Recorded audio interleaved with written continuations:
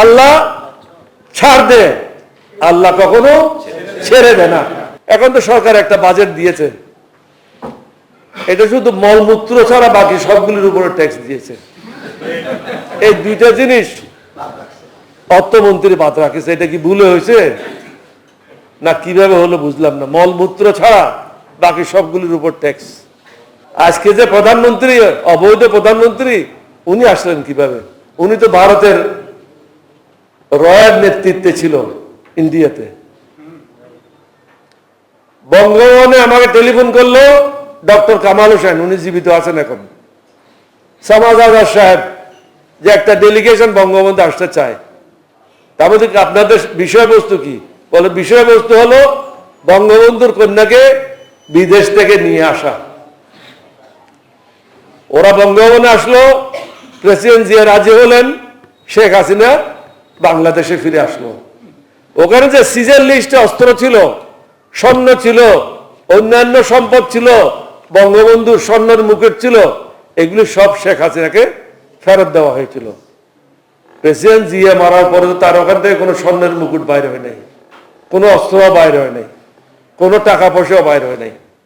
এখানে বিশ্ববিদ্যালয়ের শিক্ষকরা আছেন, উনি ডেপুটি চিফ থাকার সময় একটা প্লট নিয়েছিলেন জাহাঙ্গীরনগর ইউনিভার্সিটির ওখানে, শিক্ষকদের জন্য একটা হাউজিং সোসাইটি হয়েছিল, ওখানে উনি 5 কাঠা জায়গা নিয়েছিলেন। রাষ্ট্রপতি হওয়ার পরে উনি আমাকে বললেন, জনগণ তো আমাকে সমগ্র বাংলাদেশ দিয়ে দিয়েছে, এখন জাহাঙ্গীরনগর বিশ্ববিদ্যালয়ের 5 কাঠা জায়গা নিয়ে আমি কি করব? ওই চিঠির মাধ্যমে জাহাঙ্গীরনগর বিশ্ববিদ্যালয়ের 5 কাঠার প্লট ফিরিয়ে দেওয়া হলো।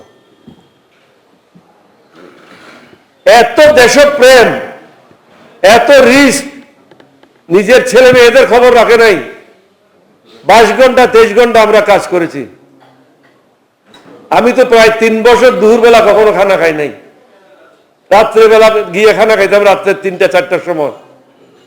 যে ওবামা সাহেব যখন জানতে পারলেন যে আমি 2 বেলা উপবাস থাকি, বঙ্গভবনে খাইতে পারি না, উনি আমাকে বললেন তুই বঙ্গভবনে খাও, আমি হুকুম দিয়ে দিচ্ছি। আমি বলছি ঠিক আছে, আমি যদি বঙ্গভবনে খাই, বঙ্গভবনে খাওয়াটা কি আমার অথরাইজ না, সুতরাং আমি এটা খাইতে পারি না। উনি বললেন তাহলে তুমি পেমেন্ট করে খাও।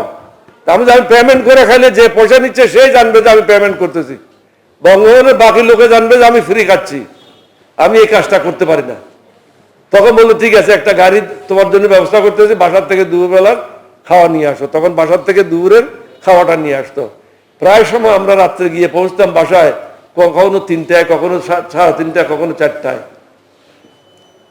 তার সময় যে বিভিন্ন ক্ষেত্রে সংস্কার হয়েছে, আজকে বাংলাদেশে আছে কিসের উপরে? 2টা জিনিসের উপরে, গার্মেন্ট আর রেমিটেন্স।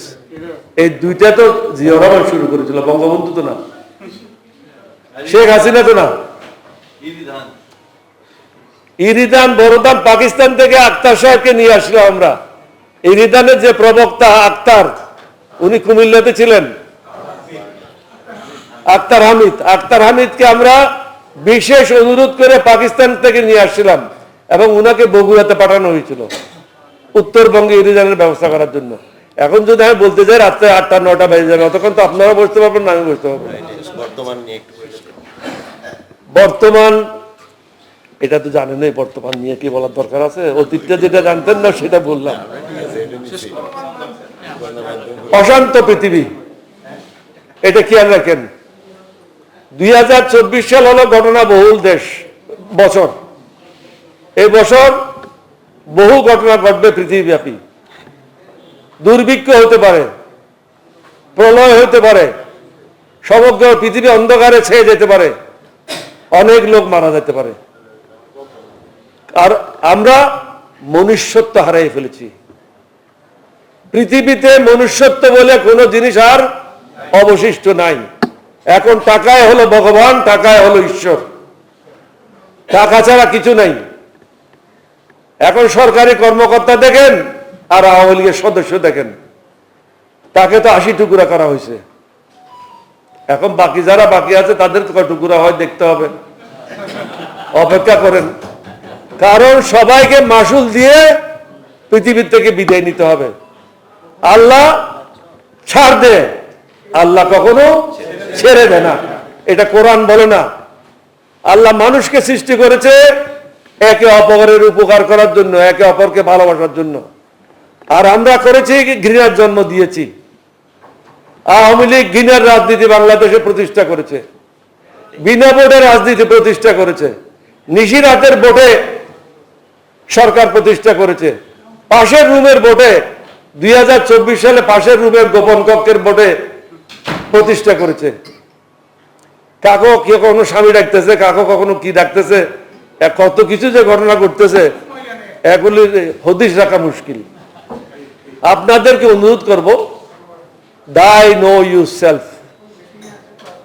বাইবেলে বলে দাই নো ইউ সেলফ, নিজকে চিনো, নিজকে সঠিক পথে পরিচালিত করো। আপনি, আমার কাজ হলো আমাকে সঠিক পথে রাখা, আমার কাজ হলো, আপনার কাজ হলো পরিবারকে সঠিক পথে রাখা, আল্লাহর নির্দেশিত পথে থাকা। এটা ছাড়া আর কোনো মুক্তি নাই।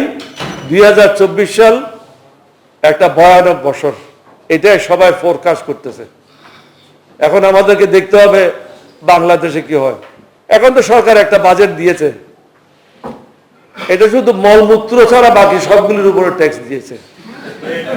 এই দুইটা জিনিস অর্থমন্ত্রী বাদ রাখেছে। এটা কি ভুলে হয়েছে না কিভাবে হলো বুঝলাম না। মলমূত্র ছাড়া বাকি সবগুলির উপর ট্যাক্স। ওটা তো পাবলিক টয়লেট, টাকা আছেই।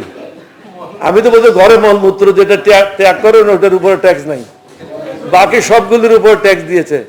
এবং যে বাজেট, ডেফিসিট বাজেট প্রায় 2,51,000 কোটি টাকা ডেফিসিট। এই বাজেট কিভাবে বাস্তবায়ন হবে? এটা হলো ঋণের বাজেট।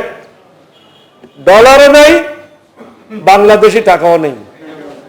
আপনাকে যে টাকা দেবে এখন পার একজনের পিছনে বোধ হয় 1,80,000 টাকা ঋণ প্রত্যেকের পিছনে। এই ঋণ শোধ করার জন্য নতুন ঋণ যদি না নেয়, এই ঋণ শোধ করতে 2062 সাল পর্যন্ত লাগবে যদি ঋণ আর নতুন ভাবে না নেয়। দেশকে কোন জায়গায় পৌঁছে দিয়েছে এটাই দেখেন। এটা দেশ নাই, এটাতে নৈতিকতা, নীতি, আল্লাহ, রসুল এখানে কিছুই নাই। এখানে একমাত্র হলো টাকা পাচার করো, অবৈধভাবে টাকা রোজগার করো, অবৈধভাবে ক্ষমতা দখল করে মানুষের উপর জুলুম নির্যাতন করো। এটার থেকে বাঁচার পথ একটাই, আল্লাহর কাছে ফরিয়াদ করেন। জিয়াউর রহমান তখনই শান্তি পাবে বেহেশতে যখন জিয়াউর রহমানের অনুসারীরা সঠিক পথে চলতেছে। এইরকম বক্তব্য রেখে উনার আত্মা শান্তি পাবে না। ওনার জন্য নামাজ পড়ে দোয়া করবেন, ওইটাই তার কাছে যাবে। আমরা ভালো কাজ করব, ন্যায়ের পথে থাকবো, ওনার যে আদর্শ, ওনার যে নীতি সেটা আমাদের জীবনে আমরা অনুসরণ করে চলবো। তাহলে ওনার আত্মা শান্তি পাবে, না হলে আত্মা শান্তি পাবে না। আমি এখানে আসার পরে দেখলাম আপনারা বিভিন্ন বিশ্ববিদ্যালয়ের খুব প্রতিজ্ঞতা শিক্ষকরা এখানে বসে আছেন। আমি আপনাদেরকে অনুরোধ করব, আগামীতে আপনারা বিশেষজ্ঞদেরকে নিয়ে, জিয়াউর রহমান সাহেব যেভাবে করতেন, বিভিন্ন বিষয়ে বিশেষজ্ঞদেরকে নিয়ে সেমিনার করতেন এবং ওটা লিপিবদ্ধ করতেন। কোন সেক্টরে কি কাজ করার দরকার এটা লিপিবদ্ধ করতেন। আপনারা যদি এই ধরনের সেমিনার করে বিশেষজ্ঞদেরকে নিয়ে কাজগুলি করে রাখেন, ভবিষ্যতে যদি কখনো বিএনপি সরকার আসে তাহলে কাজে আসবে। আপনাদের সবাইকে ধন্যবাদ। বাংলাদেশ জিন্দাবাদ, জিয়া পরিষদ জিন্দাবাদ। আসসালামু আলাইকুম ওয়া রাহমাতুল্লাহি ওয়া বারাকাতুহু।